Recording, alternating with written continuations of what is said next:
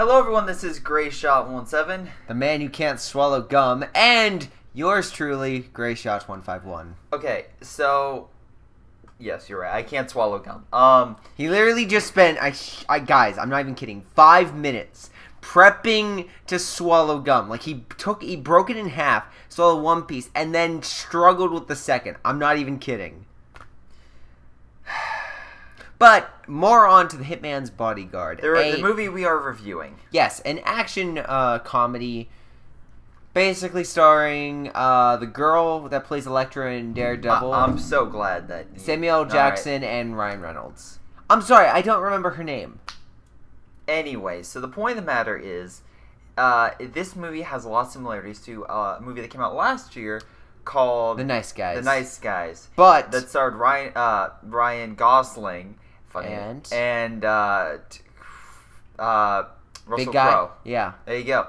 But anyway, the big thing about the film is it's essentially Ryan Reynolds playing a bodyguard that is down on his luck after a failed op, and which his target gets killed. Well, I guess the person he's defending gets killed. No, the guy he is protecting. Yeah, gets killed because he is the bodyguard, and then Samuel Jackson is a hitman who is going to testify against a president of Belarus, who is pretty much a solid dictator that pretty much kills people left and right. No, who's the actor? I mean, I could say Gary Oldman. But... Yeah, there we go. Gary Oldman. You'll know him from Dawn of the Planet of the Apes and the Dark Knight trilogy. But Commissioner Gordon. Yes. What I will also say is he's also in a lot of other roles. I came in through this movie like medium expectations. Yeah. And it didn't hit the Nice Guys level. Nice Guys is a fantastic movie, highly recommended. But yeah, Nice Guys is better because it has a better story, drama, better action, and comedy. And or just overall, I think that film is a more polished version of this film. Yes. That said, this film, even though it's not as polished, is still a pretty good film. Yes. Samuel Jackson and Ryan Reynolds make this movie. I actually want to say Samuel Jackson, it really pulls the stops in this movie. Yeah, he does a lot more at this film, and actually, I was surprised about his character. Without going to spoilers, he really nailed it. Like, yeah. I honestly, he's a bad guy. Like, there's no, he might do some things for the right reasons, but he's a bad guy. Yeah. That's what someone once said. What is the difference between a hero and a villain is just who thinks semantics. It's who thinks who is right. Like that's like Dr. Doom. The winner determines who's right and who's wrong, and if both sides are the hero, well, then the other one has to be a villain. Yeah. But this, I mean, Ryan Reynolds is also kind of, because they also hint this as well, is he's a man that protects other bad people, other horrible people. He's a bodyguard. He's a high-level bodyguard. And to some of the worst people on the planet. Yes. And the hitman and bodyguard have crossed paths before, but now they're stuck together trying to make their way to Prague to testify, so the hitman can testify, or Samuel Jackson can testify against the dictator. What I will say, Gary Oldman, good performance. Oh yeah, he's not in this movie all that much, but he works. But goddamn, does he bring some gravitas to that role? Yeah, and you feel intimidated when that guy's on there. It's like, except when Samuel L. Jackson is on screen. Yes, because he basically is playing death. Oh yeah, that is his character. He is death. Yeah. If he puts you in his sights, you're dead.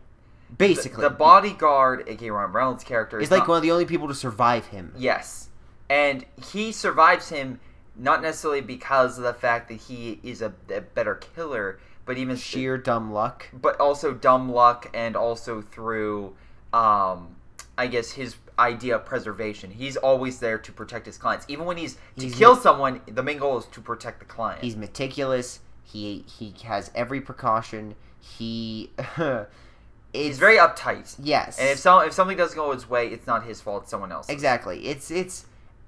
He's not playing. Many people are making, he's playing Deadpool. He's really not. No, this is not Deadpool. This is definitely another. He's playing it basically an uptight asshole. Yeah. Who's good at his job. Yeah. You basically imagine James Bond, except he's snarky but everything has to be perfect. Yeah. If you want to move over a little bit. Yes. Oop. Nice job. Anyway. Very professional here. You're very professional. Any case, yeah. The other main note I will say about this film is the comedy does work, and it works in unexpected ways. There are scenes that it's like I wanted to laugh more. Yes. That if they would have done a little bit more polish, I would. There are scenes that are just fantastic, but it's not necessarily the writing. It's probably because of more Ryan Reynolds and Samuel Jackson banter between each other, whether it's ad-lib or on point. It's also a lot of the stuff in the background, like a gunshot blowing up a car at the worst moment. Or basically how Samuel Jackson meets his wife, which, by the way, makes this freaking movie. This movie, that Samuel Jackson's wife, which will not say what in any essence she was a part of, but is one of the best characters in this film, hands down. She nails it. And then Ryan Reynolds' love interest / ex works. And don't worry, has a couple great moments, especially when, he forgives her for something. Samuel Jackson at best. You don't say, I forgive you to a woman, because then they think what they do to fuck it up, and it makes it's worse. very much a don't say forgive you to a woman because that implies that she did something wrong in the first place, which is just like. Oh, that's not truer wrong. Words have never been said. But this movie is directed very well. There's some long shots and really great action spots. There were sometimes the action got a little bit hard to keep track of, though I think that was intentional.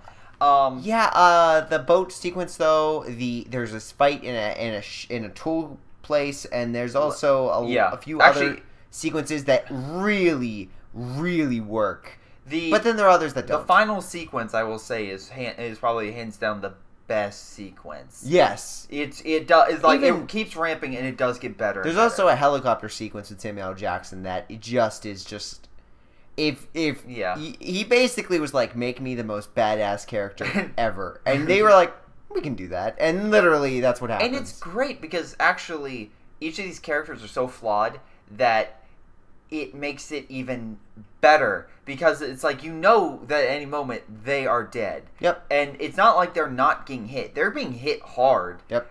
So the fact that you keep going is the astounding Samuel part. Jackson, spoilers. I mean, he gets hurt yes. in the first part. Like, these are humans. Yes. But obviously they're superhumans when they need to be. Plot armor. But it really does work in the film's favor. There are some good sequences. The banter's good. The score's fine. Yeah. They use some. It works in better in some areas. Tracks, but I actually find one is like, is this a modified Danny Phantom theme? Da da da da da da da. Like they kept doing that. I'm like, this is a Danny Phantom theme right now, just with a slightly different mix. But overall, I really enjoy this film. It's not perfect by any stretch. You know where the plot's gonna go. And the whole, we have to get here by 5 o'clock. If there was an attempt on someone's life, maybe we should delay the court because your witnesses keep dying. I mean, it's not like you're a law student or anything and would know the situation, but I think if a witness was found dead, there would be a delay of court to have an investigation. Be like, hey, I'm just wondering, our witness didn't show up. Can we investigate to make sure the guy that's over there that we're prosecuting didn't hire it? Cool, just a week extension. Thank you. That does happen. Yeah. I get if there's been delays, but this literally, they say, like, okay, how many witnesses have shown up dead?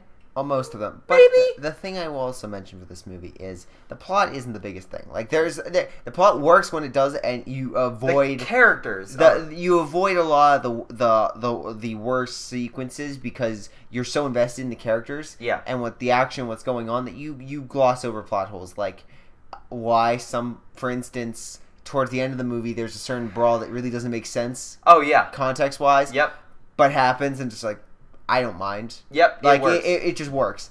But yeah, so overall review of this, I would say, I would give it a solid, what's our score system again, out of 4? I don't give a shit at this point. It's 1 to 10. It's 0 to 10. Okay, so I would give it a 3.5 out of 4.5 stars.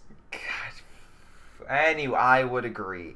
It's again, we're changing system. Look, I will give it. No. If you went on the system, I would give it a 7. After how many times? Fine, we'll change it. 0 to 7. Is it a average film? No, it's better than the average film, but it doesn't. The Nice Guys is like 9 or 10ish based on last year. I'd say it's like 9. It was like a really, really good film. This it's not as funny. It's not as heartfelt. It has one really good element, which is Samuel Jackson, and his dynamic with his wife. Actually, funny enough, Both we'll go into spoilers actually about something, but in any case, yeah, we recommend seeing it. We still think you'll have an enjoyable time at the theater, and if you take someone just for a good time or an action film or a comedy, you're gonna get it. It has great action and good comedic beats, and overall you'll enjoy it. Now, spoilers. I just realized Ryan Gosling in the first part of Nice Guys has his arm injured. This film has Samuel L. Jackson with essentially his leg wounded. And that's what I mean by he gets wounded. And then, of course, they get more and more so during the course of the movie. But, yeah, it's another interesting dynamic. And while the Nice Guys had a mystery, it's just get to checkpoint A to checkpoint B. This one is also hilarious in respect of what they do. Like, for instance, there's a sequence with a car, with a van. Yep. And at some point, the gag works when the final sequence with this car, because it basically plays homage to every single Cars chase. Yes. With a car getting blown up, and then just like, how is this thing still running? And then when they both just show up to this one place, and the car is like breaking down everywhere, like when the door falls off, the hood falls off, there's like bullet holes everywhere. This car is literally struggling to move a foot. It's hilarious. It's great. Yeah, so in any case, our final review would be a 7 out of 10. Go see it. A couple other spoilers just real quick that I also enjoyed. Anytime Samuel Jackson and Ryan Reynolds were in the car was great because you could see each other like finding a way, like a tactical battle, trying to one-up the other. First Samuel Jackson does the singing thing, then Ryan Reynolds counters it. Then Samuel Jackson brings it back through another singing thing, this time with a car full of nuns, which makes it better. As he's singing, Ryan Reynolds is like, you can see that dread on his face. You can just see the hate on his face. It's like, I want to murder this guy, and I'm surrounded by nuns. And then it just keeps escalating with he getting back at Samuel L. Jackson for his car, and then it comes back to Samuel L. Jackson after telling his heartfelt story. Ryan Reynolds goes after him, and it's just like, God damn it. Yeah, it just gets better and better, and they actually use a lot of recurring gags that actually add up to some nice stuff, like the backseat of the car. That that gag kept coming back and just better and better, and it's just like what this poor car. Or him being meticulous in the seatbelt. Oh yeah. One thing, if you don't see the trailer, the trailer is great. But they take a lot of the best stuff in the film. If I did not see the trailer, I know that's hard because that trailer sold me on this film. Mm-hmm. But that trailer has a lot of the best shots, which I would say don't. If someone has not seen it, just take them to the film and they'll have a blast. Mm-hmm. But otherwise, honestly, I haven't seen the trailer in so long, I forgot most of it, so it worked for me. As soon as I saw, I'm gonna essentially put a cap. And it's that scene, and it's like, can you just say please? Like, please, mother. I'm like, okay. Like, that is one of the best shots, him jumping over the roof. Or just... There's a lot of good shots. And again, seatbelt is another one. We do recommend this film. It's not a perfect film, but it's highly There are laughs that aren't in the trailer, but a majority of them are there. We just want to thank you all for watching. Hope you guys enjoyed this review. And catch us next time as we hopefully review Lucky Logan. Logan Lucky? What is it? Well, if we get Movie Pass working, that would be great. I signed up for it. The app's currently down. I wonder why. Yeah, I wonder why an app for $10 a month for unlimited movies at the Cinemark that we go to would possibly have a lot of crashing. God knows. But in any case, well, this has been Greyshot 17, 151. We'll see you next time. Later, guys.